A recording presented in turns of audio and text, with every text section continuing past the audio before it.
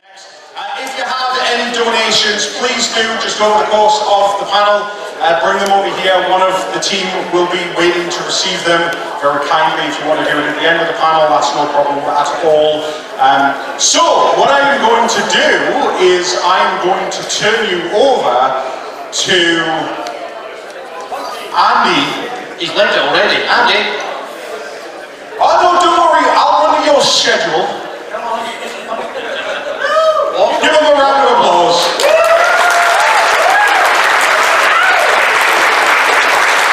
So, I will hand it over to you guys to tell us all about the fantastic work that you've done. Give them a round of applause.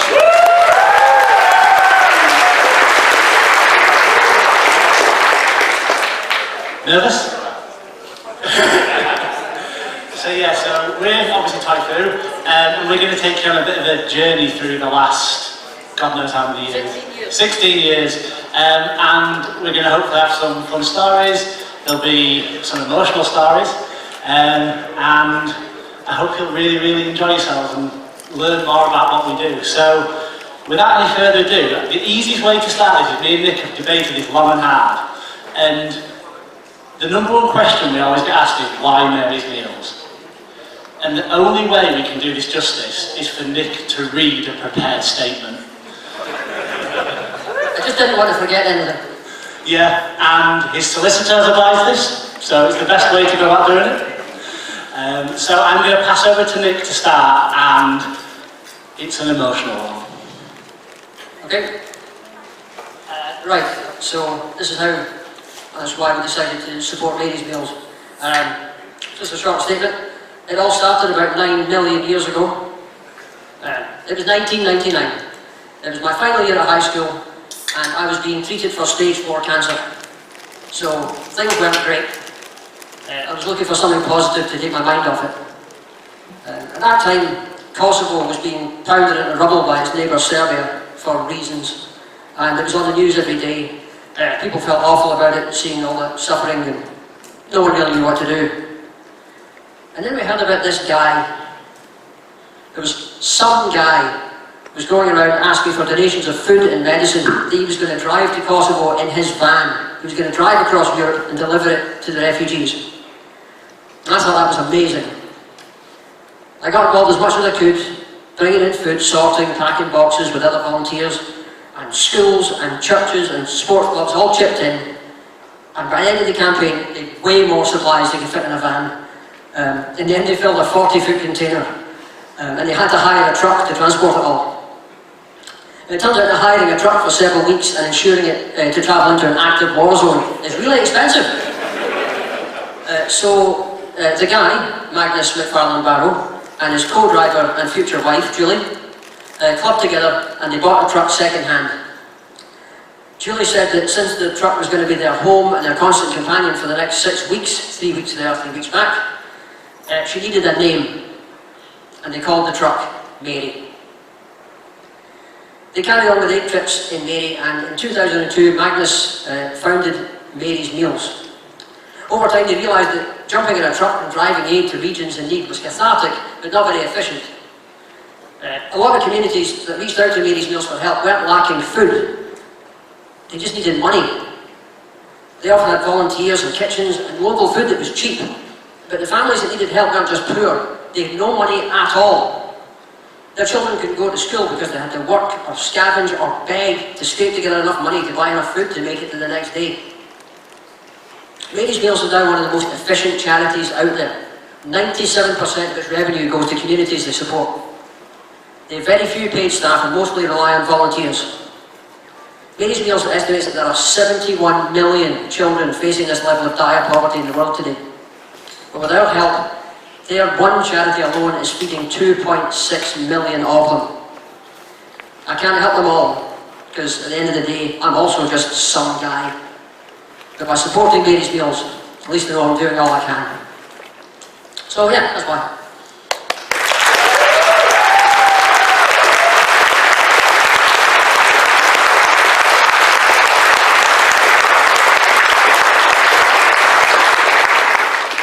I have no idea how we follow that. But let's get into a little bit of the sort of like stories around how we do these things. So, this is our very first banner that was designed by... Yeah, it's Vince. And still keep the same similar logo, similar thing, but we've now got massive roller banners that we can pull up, and you know, I'd like to say got more professional. Yeah, we'd like to. So Nick, tell me, what is this? This was my first wacky scheme for getting £5,000 worth of eBay winnings down to Birmingham. I went on Shipley, which is like a shipping website where you can contract a guy in a van to come and pick up your stuff. And my dad helped me put that together. He found a pallet from one of his mates who owned a shop. I borrowed pallet wrap from my day job, and we wrapped it all up. And we gave the driver a sign-in sheet to say, right, will you take this down to Birmingham? I'll meet you, and I will sign this to verify that I've collected it. And the driver drove down to Birmingham, got to the Holiday Inn, and gave it to the first person he saw, and then left. And it's only by sheer good fortune that it was a member of Auto Assembly staff who recognised it and went, wait, I know that guy, that's one of the dealers. And they brought it up to the deal room, and I walked in and went, oh, all my stuff's already here, that's great. So, yeah, there were 4 or 5 ways the first year could have gone incredibly wrong, but somehow we managed to squeeze through them all. And obviously, you used a shipping company to get it there. How different is it now? This year we filled 2 vans, your car, and Tony's suitcase, and your entire boot. So, and people are still coming up with donations, so it has expanded a bit. It's a somewhat larger project. We don't have 2 tables anymore, that's for sure. Now, I asked everybody to send me pictures that we could sort of like think about through the sort of years, and this is my favourite part of this for 2 reasons. Firstly, you may not know this, but Nick has a PhD in physics. Environmental... You have science. a PhD Okay. in science. Okay, yeah, in science. You looked at a massive box and a very small loft hole and went, might fit, need to measure it. Yeah, well, we do like nanomaterials and stuff. I'm not used to bigger objects. Needless to say, it did not fit. No. So just so people are aware, when you get this stock in, for years, this has literally just been in your house. My parents let me put it in the attic for the first few years. And in more recent times? There have been a few different situations as I moved around. I moved to Birmingham in 2013, and I get no fault evicted on average once every 2 years. I think that's pretty standard for someone renting privately in Birmingham, so I've had various different solutions. I lived in one place for 6 years, which was nice, and they had a garage which they let me use until the landlady had changed in circumstances, and she said, I don't want to live with you, I'm moving in, you need to go, and take all your rubbish with you. So Sven Harvey, who is on Geek Station, one of the other dealers, he let me use one side of one of his lockups, and I put all of my stock in there, and the rest of it is in a lockup in Hull, looked after under the tender care of Mr. Kiernan, who has also basically filled his entire house. At times. Yeah, at times. So we tend to have stock scattered around, and it becomes this logistical wonder. So I check on our Facebook group quite a lot, and if people donate, I give my address out to far too many people when I sit down and think about it. And my garage throughout the year gets full of stock, and then it gets brought to here or the lockup, and it's amazing how generous people are to donate stuff to us. It's phenomenal. It's humbling. Every It really is.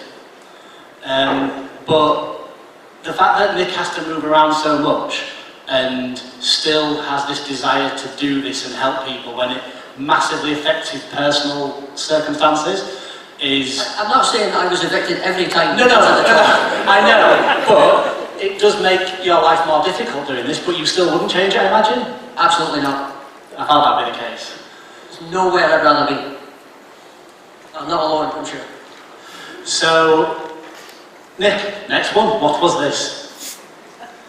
You can't remember. That is my parents' bedroom. No, it's not. The living room, sorry. Was that This first is year stock? that was early on. Yeah. Yeah, that was probably... I'm seeing a lot of Brave in there, so I think that was one of the early shipments from Yahoo Japan. Which we'll come on to shortly about the difficulties. So early stock turns into roughly first table.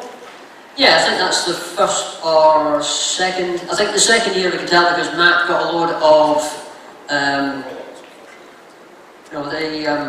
think it was when we had all the rescue force and the non-combining Constructicons was the second year. Our second year, so I managed to find from the Philippines a factory find of sealed rescue force and the Euro Constructicons, which I wish I'd kept now, because they'd be worth a lot more.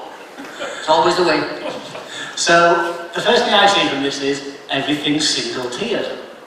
So there's maybe the odd thing that's tiered up a little bit, but there's a lot of stock there, but it's significantly different to, shall we say, this. Which It has is, expanded a little bit. which is 2 years ago, and it's crazy. If you look at the sheer volume now compared to then, I think that's actually pre-COVID because we're using the regular pricing gun instead of the tags. well, we'll come on to that as well, 'cause that's what I talked about. So, over That's the why years, we've got so much G1. It's actually thinner on the ground these days. over the years, we used to have one of the old-fashioned pricing guns. I'm sure young people won't remember them, show our age, where you have a little dial and you change the thing and you press a button and it would print you a price out and you put that on the toy. And we're efficient now. We're an organisation. We have price tickets. But even that is... Explain how we sort out our price tickets, Nick.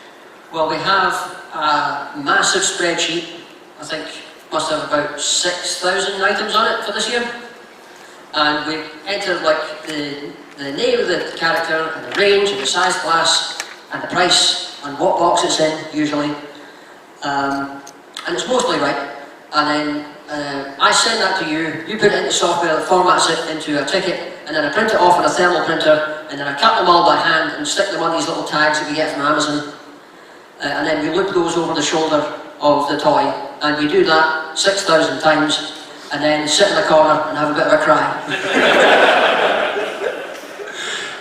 It's not a quick process, is it? Takes a while. Gives me something to do in the evenings. So, from moving on to Tony, from someone who's been here since the start, so Tony's one of the original members, how has your experience changed through the years? How does it feel different? I suppose going back to an exit earlier on, when we were bringing all the stuff down, we had everything on a pallet, but then everybody was also bringing stuff in suitcases, what I'm still doing this year. And but it's one of those things that we are continually, when we were bringing stuff back in then, it was getting it from any source, as everybody here knows. When you're coming, we all come from different destinations, different backgrounds, different walks of life and everything, so everybody was just bringing it from wherever they could. And over the years, that has built up to the point where we are not only bringing stuff in vans, but people are bringing more and more donations every year, and it's a great thing. But we're actually getting to the point where we're thinking, where are we putting these for now? But it's that, please don't let me put anybody off bringing donations, because they're very, very, very much appreciated. At the very start, we had 2 tables, and it was up beside the AV table at Auto Assembly, and this was back in the middle of Birmingham. And it's grown a bit since, just a bit. And all of that is because all of you keep buying stuff. So thank you.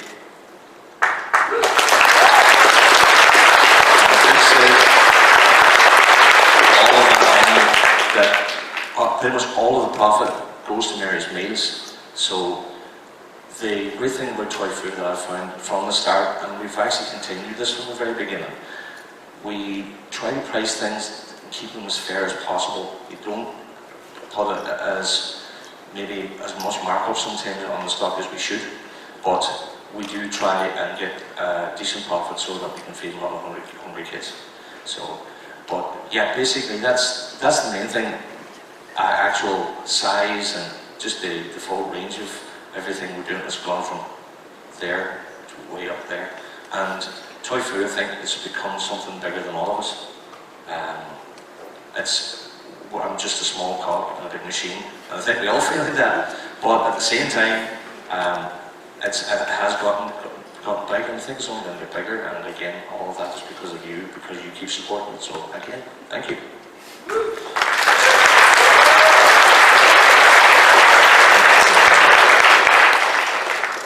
Matt? So, I'm sure you're well aware of Matt Marshall, his infamous customs and absolute genius ability when it comes to anything plastic related. That's the way of putting it. Not sure I'll put it that way, but that is the way.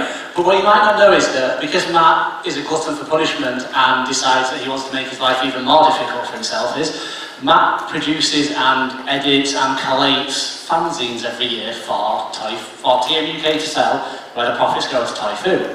And on the screen is all the fanzines I think Matt's made for the TMUK. Yeah, I was going through pictures just thinking, oh, I'll get all the pictures of the old fanzines, and I completely forgot about some of them. So hands up if anyone's actually owned one of these. And hands up if you're thinking, I don't know what a fanzine is. Yeah, brilliant. So when we first did it, the fanzine is basically a fan publication. Nowadays, they're over 100 pages, full colour. Back when you get to the old early Rock Lord one over there, that was 28 pages, black and white, hand stapled. And it's just, so get all my lovely friends and Ralph I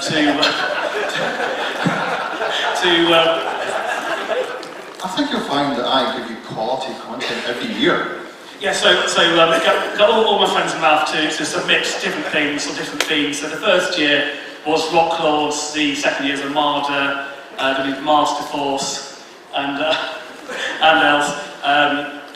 So originally they were 28 pages because I was printing them myself on my own printer. Again, because of the glutton for punishment. So in the first year I thought what I'll do, rather than print it with other printers, I'll get a printer, I'll print it all myself, I'll fold it all myself, and I'll staple it all myself, which wasn't a good idea. I found someone selling a colour laser printer, right, for 40 quid, what a bargain. So I went to his house, I paid the money, and then it turned out it was so heavy I could not lift it. So I had to get a taxi there to, I wasn't going to walk home because I'm an idiot, but I had to get a taxi home, I had to get a neighbour to help me carry it up the stairs, and then it ran out of ink halfway through, or powder. It turned out, buying new powder was like 70 quid a colour. That wasn't happening, so I bought another laser printer, which worked really well, and I stapled them all together, got a big cutter, and I brought my stapler with me, my first stapler. Iconic. And I said to Andy, I'm going to bring my stapler. Now, you might think, Matt, this is a stapler, but if you're going to staple a fanzine together, it's not big enough. So what this one does, hold this, Andy.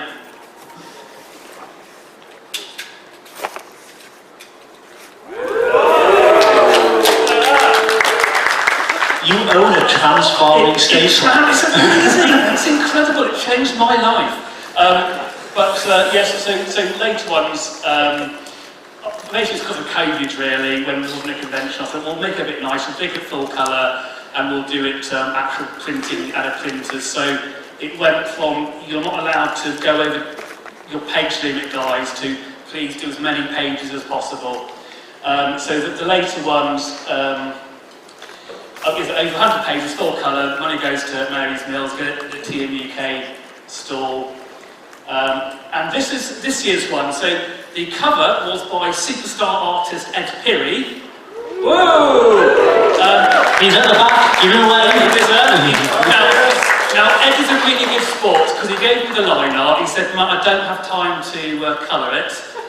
So this year's one, it's about local micro-continuities around the world, like ladybird books, sleeping bags, colouring books. So I said, Ed, is it okay if I get a friend's 5-year-old child to colour in the cover? And he said yes. Well done, Ed, you're a good sport. And how many pages is it? It's 112. Getting bigger, it's like a tomb. I felt them, they're really, really good books. And they're available for on the TM UK table. So if you do want one, see that big guy over there? Slightly famous big guy. He will be selling them. And Matt also, because as we've discussed earlier, is an absolute genius with all things plastic, has made... Right, so, back in the olden days, there was the Pretender Thunderwing, the 1989 toy, and in Japan they made a version called Black Shadow, who was like Thunderwing, but he had a different chest piece. Now, a lot of the customs I do, so I make custom figures as well, and rather than 3D printed, they're not 3D printed, they are cast in resin, in pressure pots with silicone, which is very, very old school and a bit dangerous.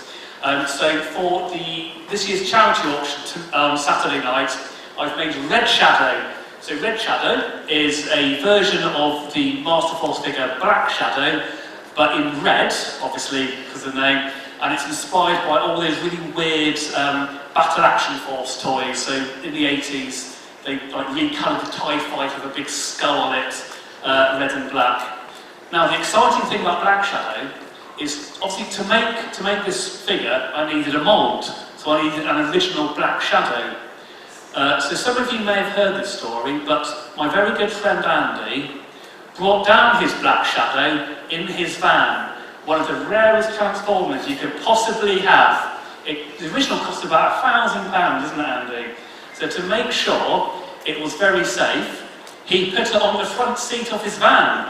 Uh-oh. Andy, what happened? I broke too hard, and he went flying into the front of the van and broke. But the front bit was okay, so I was happy.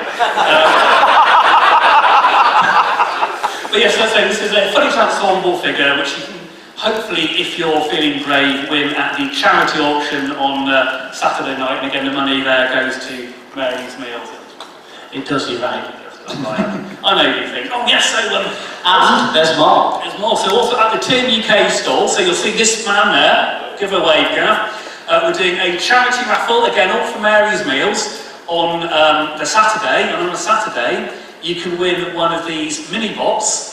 So I've made all these mini bots, customised out of resin. They transform like normal, and these are based on Mask. So does anyone not know what Mask is? So it's the 40th anniversary of Mask, and they've re-released the toys now. They were like vehicles which turned into vehicles with more weapons, and the little men had little hats. So I've made these inspired by those original Mask vehicles. Sorry to interrupt, Matt, but one of these mini-bots doesn't look familiar. This one in particular, it doesn't look like any mini-bot I'm familiar with. Wow, Can you tell us about that? Well, Nick, so that is... So this guy's Ratfang, but he's based off Bumble Brawn. So originally, way back in time, when Transformers were going to be micro-change, there was another mini-bot mould which looked like Brawn in vehicle mode, but transformed like Bumblebee. He was never made as a toy, but he was made as a model kit. So a very good friend sent me a model kit, and I took it apart and rebuilt it as a mini-bot with rivets and stuff. And interestingly, in Transformers line, they released some little Brawn figures that look like him in Japan. So if you see a very strange kind of Brawn from the 80s, that's what he is. So that's the Saturday raffle. Yeah, so Sunday, again, this man there, see him? We've got That's all we've brought for, by the way. You're going to stand there and wave all day. we've got a raffle for G2 Troopers. So these are mini-bots, which are decoed like G2 Troopers from the Marvel Transformers Generation 2 comic from the 90s, also known as the best Transformers comic. And they've even got little G2 Decepticon rub signs. So, as I say, Matt doesn't do a lot, because he does have a full-time job, so he does all this in his spare time. But yeah, amazing, just amazing work. So, Andy, our resident Japanese legend finder, he finds everything from the wonderful taco tanks that we're famous for. How many have we got this year? A dozen or so? Well, Probably.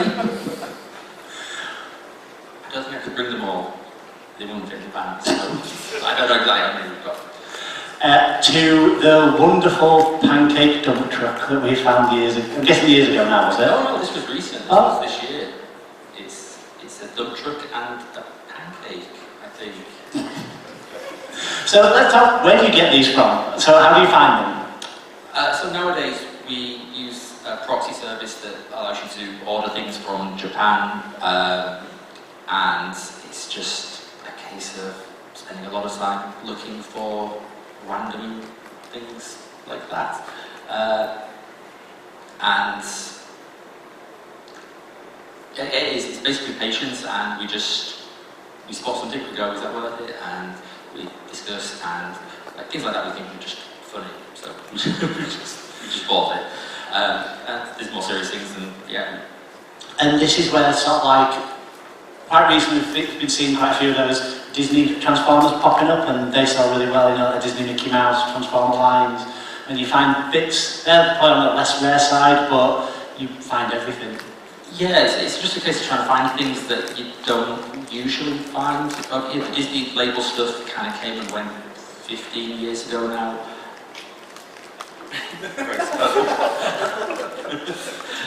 We are old. And there's lots of, yeah, I mean, Japan's just fascinating because they had just a completely alternate take on Transformers for so long that you just find things that are so different. It's just like, oh, we should buy some of those and see if people like them. And just so you guys are aware, because I know that we really appreciate and rely on donations, but we do buy a lot of our stock as well. So the donations are so important and amazing because they're 100% profit for Mary's Meals. The ones that we buy, we have to find the best deals we can because we want to maximise our profit margins for the charity. So we tend to really, well, I say we, Andy tends to spend hours hunting Yahoo Japan, and where else do you find? I mean, I used to go to BotCon every year, so we did quite a lot of buying. Me and Nick for a couple of years there, which is why we used to have lots of American G1, and we don't anymore because buying from America is just too expensive nowadays. And so we switched to, for a while we switched to Germany. eBay Germany was really good, but then it basically stopped being good. Then we moved to Japan, so I don't know where we'll go next. Touring the world. So then, on this, what's the rarest thing you think you found in Japan? Or the coolest thing you think you found? My idea of cool is different to most people's. I like the tattoo much, so...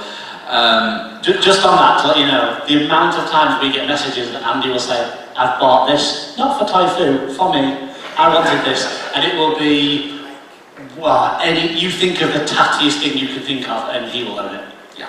At the moment, personally, I got some effectively what are paint cans that were each towards second containers. I think they sold them candies in them, and I just think they're amazing. Are those the ones that at first we thought they might be Beast Wars 2 sausage containers? Yes, but briefly, because we couldn't translate the ingredients, we were hoping, I think more hoping than anything, that it was what the Beast Wars 2 sausages came in.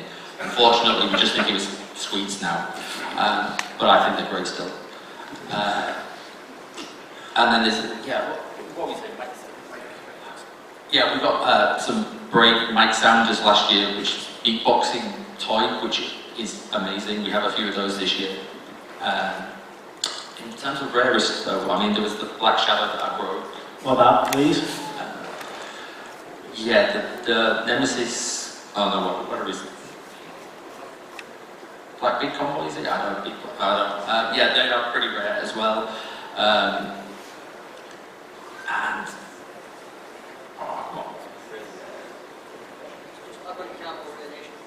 yeah. Oh, Urban Camo Ruination. Yeah, we got 2 of them, I think.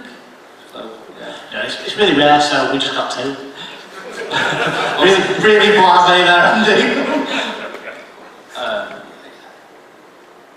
A couple of dead sauruses, they're quite rare. We've had Leo Kaiser in the past. Bat toy taco tank was also incredibly rare. Yeah. Sounds like taco.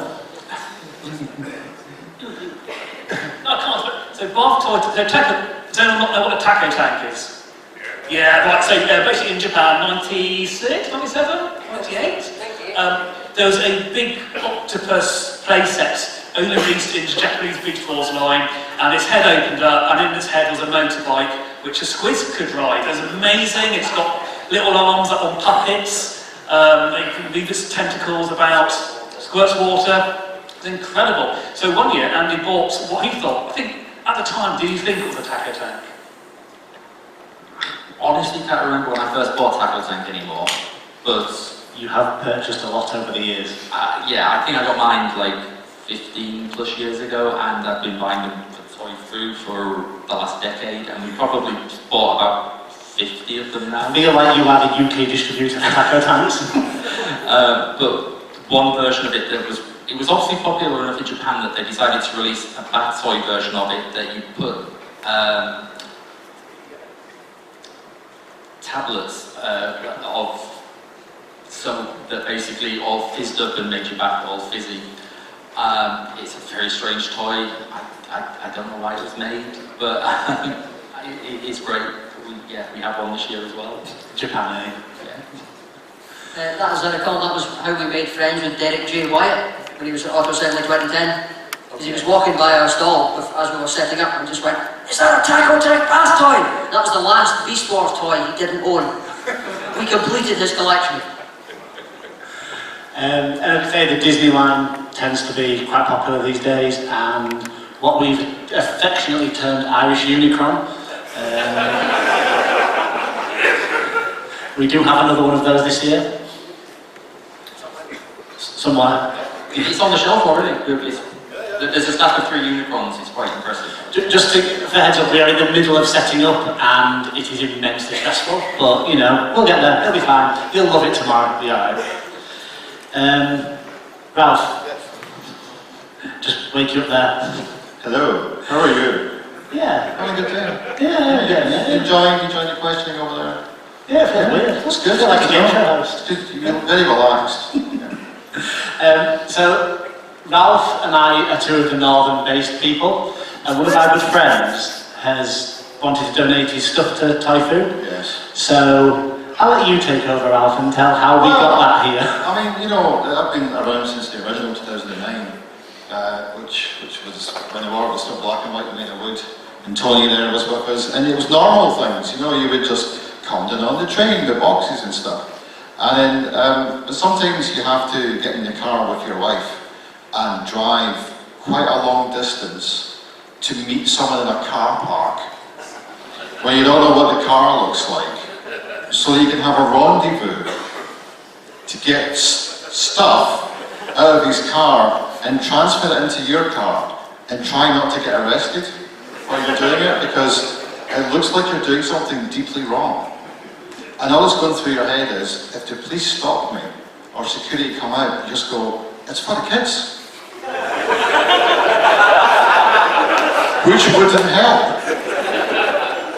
So, by the time I got there, you know, it's just, so you communicate, go, we're in the car park, where are you? We're at this bay, we walk over to you, you get the stuff out the boot, we transferred it back, and you went, bye, and drove away.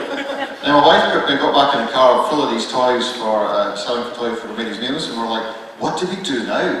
Like, if we drive off straight away, will that look like it really is a drug deal? I mean, it's a drug of a kind, if you like, you know? It's harmless plastic, but that's what happens.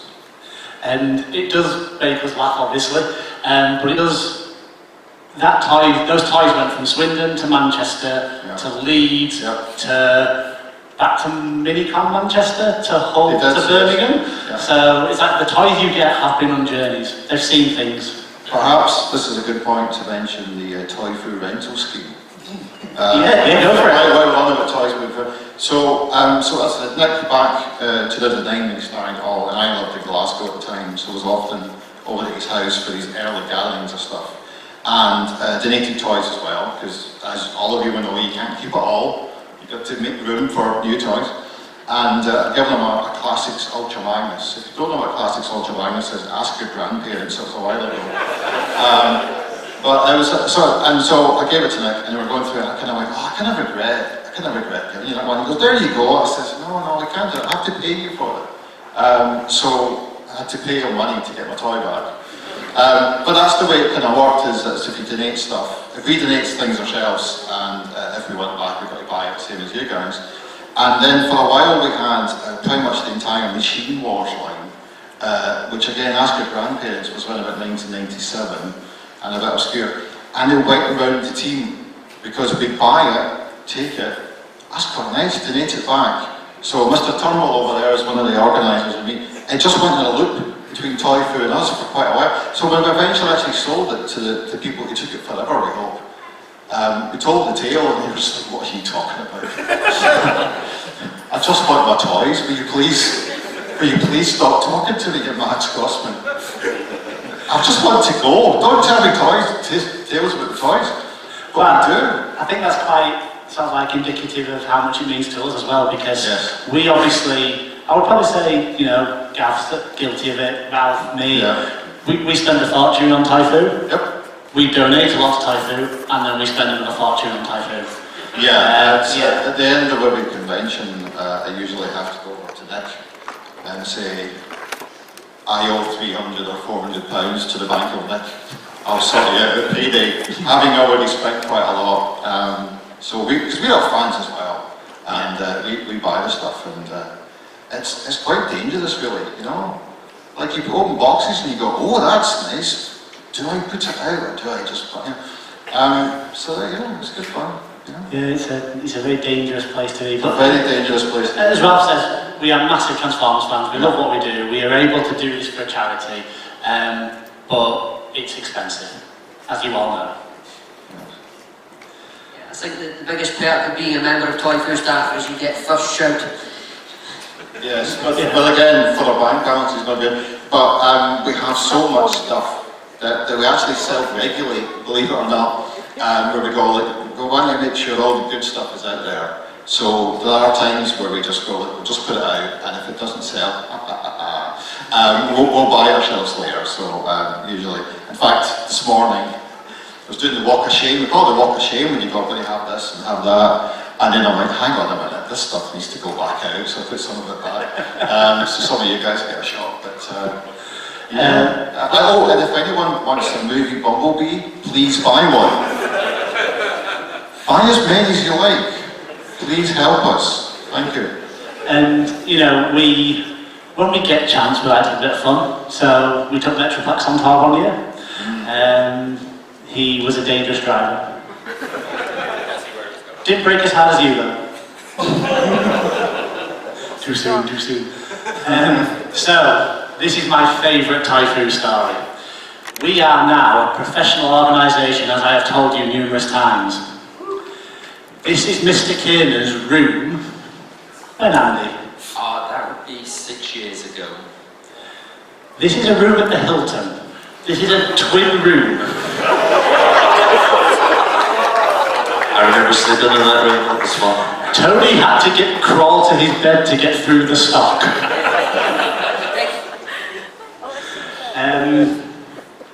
Yeah, we are better. Yes, there were many reasons we stopped doing this. One was it was just incredibly tiring because I had to unload the van for 3 hours into a room and then bring it back down to the dealer room a day later. But in 2019 in particular, I went back up to my room on the Thursday afternoon and I saw some people trying to get into a room. I thought they must be near me, and the closer I got, I realised they were trying to get into my room. And as I got even closer, they opened the door to my room and then sort of recoiled in shock when they saw that. And I had to go, oh no, this is my room, and they didn't speak English very well. So they were very, very confused. And they went back down to reception and I followed them down to find out why someone had been able to get into the room. I just heard them saying, "Why have you tried to put us into a storeroom?" So yeah, very quickly just decided we're not going to do this anymore, and so after that we've got a bigger bang.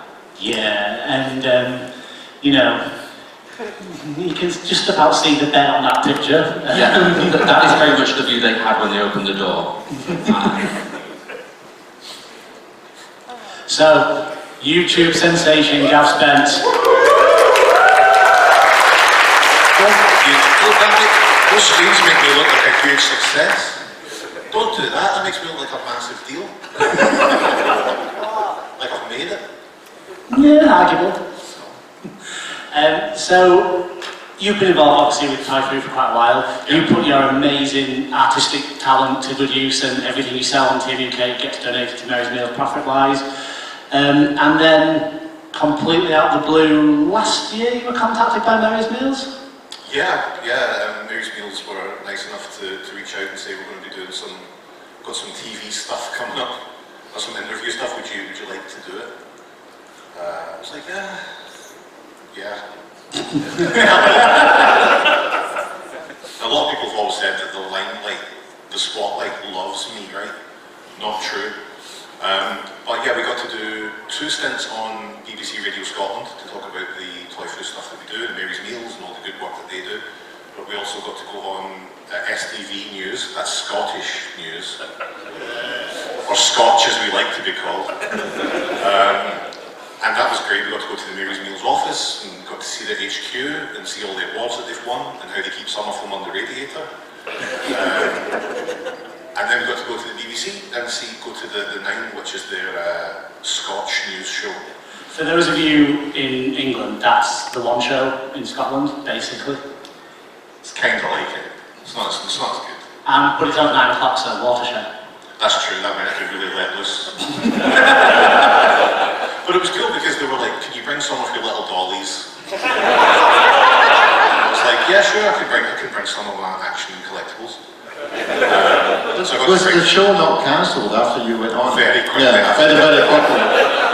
It's funny though because they had it was us, and just before they had this breakdancing troupe on. So there were all these kids going bananas and slipping around all over the place, and I was just like, I've got my wee toys.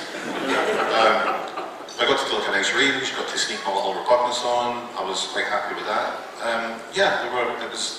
It was a funny thing because each time, they're just doing it because they need a news story, really.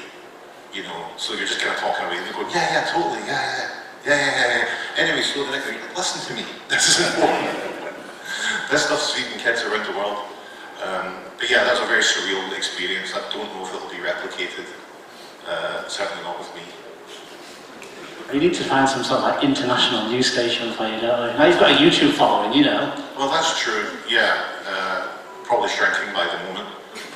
But things like that, it's been, for me, anything I can do to help out with this stuff, everyone, they're the real heroes, Oh, you're a part of it, you're heavily involved. They're the real heroes, I say that because I'm at the TMUK table where I have a seat. And I sit there all weekend. These guys don't, they run up and down, and my wife, Lindsay, she's involved and she runs around like that. I will tell you a quick story about Gav. So we're all running around on Saturday morning. Hello. And Gav goes, I've left for breakfast. Like, right, you're going to come and help us, Gav. Lindsay comes to help us, Gav goes back to bed. He sent us pictures of him in bed. At several points throughout the day, because occasionally he would disappear. And, because obviously we've got loads of free time, I'm the talent. And then we go, where are you? And he's doing pictures of him in his bed. You look very cute. YouTube talent, the talent goes where it wants. It's like giving someone a hard time for drinking water and staying hydrated, you know what I mean? You've got to look after yourself. You've got to stay rested. Can we just take a minute as well that STV News decided that Gav's official title was Transformers Enthusiast? in itself is brilliant. They asked me, what do you want to be known as? And I was like, and it took me a while, I was like, Transformers Enthusiast. Because it's kind of true. I guess I still kind of like it after all this time. Yeah. And it's that whole thing is that this thing really has grown legs since Nick first started it. And last year, when Gav messaged our group and said, "I'm gonna have to go on TV," it just felt a bit like, wow, that's massive, like really, really massive. And I know that Nick, Mary's Meals themselves have reached out to you and been like, this random bloke sends us loads of money. Yeah, a couple of years ago, I had to contact Mary's Meals to ask them for advice, because obviously we expanded massively after our lockdown live streams, which some of you may have tuned into on Twitch. When we came back from that, we went from 4 tables to 8, so it was a massively increased space, loads more stock and loads more sales. And I was reaching the point where there was so much money coming in that I was going to hit the VAT threshold, where I would have to register as a business with Companies House. So I contacted Mary's Meals and said, do you have any advice for people like us who fundraise for you and who are bringing in so much money that they could get in trouble with HMRC because of the amount of money coming in? And I had a Zoom call with Joseph Black, I think was the head of fundraising at Mary's Meals at the time. And he said, "Hi Nick, really nice to meet you. Thanks for everything you do. We don't know because this has never happened. We've got a few like craft fairs and football clubs and stuff like that. People doing like bake sales and raising a few hundred or £1,000, but there's no one just consistently sending us tens of thousands of pounds every year. It's just you." And I thought, I really wish there was more of the crew on this call. But I wish it wasn't just me. Like, telling them second hand is great, but if they'd heard it from the head of fundraising, I'm sure that would have meant a lot. So now, the solution we came with in the end was, they've given me a load of pay slips. So when I go to the bank to cash in after the convention, I can pay the money directly into Mary's Meals' account. So it doesn't touch me, and there's a few more years until we need to worry about hitting the VAT threshold again, I hope. Did we not used to joke, we said, "Oh, they'll have a special entry on a spreadsheet for you." And then you asked them and they said, "Yes, yes we do." Yeah, there was like football clubs, churches, schools, this guy. In fact, Nick, do you want to maybe touch on what our lifetime total is and how close we are to a certain milestone? I believe that after the March Minicon, our lifetime total since 2009 is, we've sent Mary's Meals £224,000.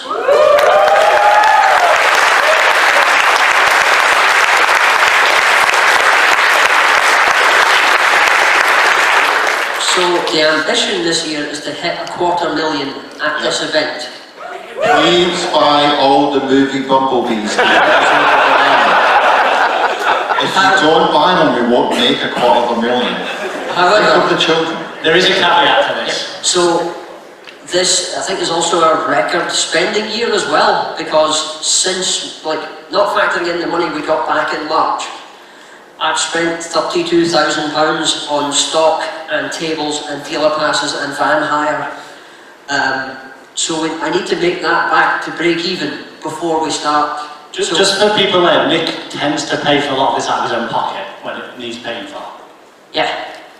So, the amount gradually increases every year because I don't really do much. I don't go on holiday. I tell everyone that Nick is the nicest man on the planet, and genuinely, I don't know many other people that would do that just to help fundraise for Mary's Meals, and it's phenomenal. You know.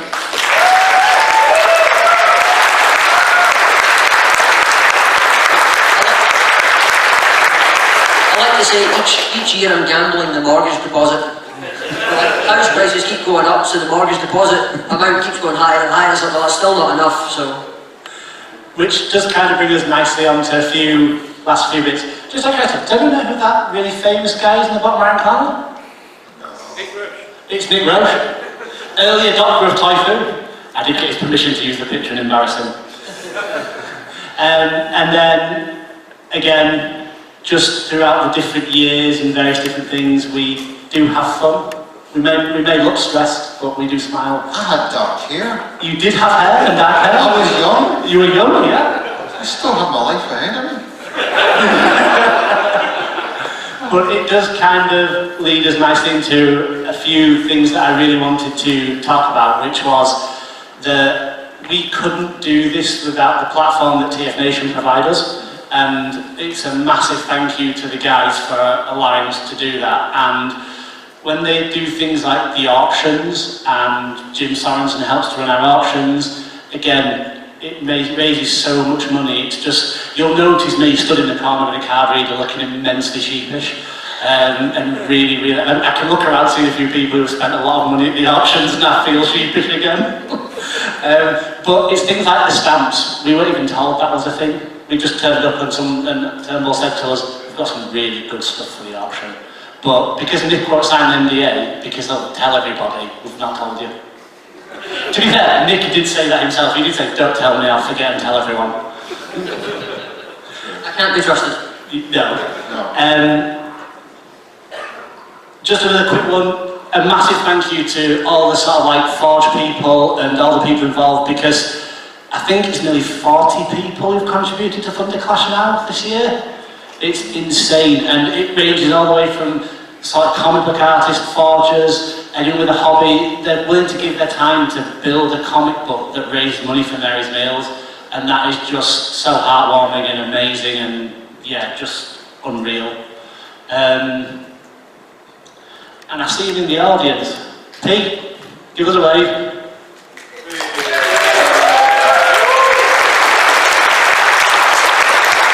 So, Pete contacted us earlier on this year and said he was thinking about running a half marathon?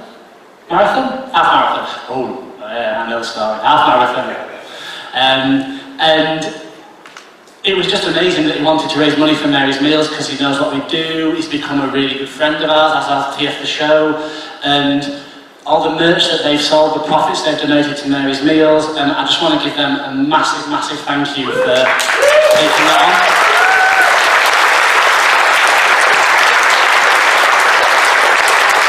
And it proves what this means, because I know that the entire merch sales that their wives, Emma and Claire, were involved in it and did the vast majority of organising the merch. So it spreads, it builds arms and legs, everybody helps, everyone gets involved, and it is really massively humbling for us to experience that. And for these guys to have raised £2,000 that we can add straight to our total for Mary's Meals is just amazing, really unreal. Yes.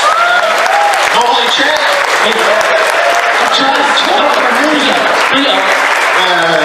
Normally check. We love that normally check. Come on. I'm so happy there's a check. Do you want to take it, Gav? No, it's my stance. That's right. For those of you who don't know what checks are, please ask the Blanket.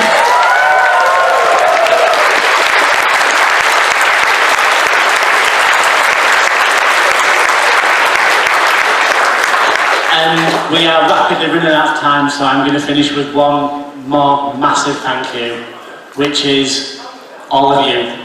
Thank you so much for everything you do for us and give us this platform, buy our toys, buy our fanzines, Matt's customs, everything, and for the love of everything, please buy some toys this weekend. We have so many. Thank you very much. Thank you.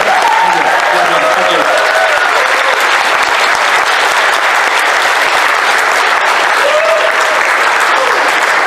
Thank you, guys.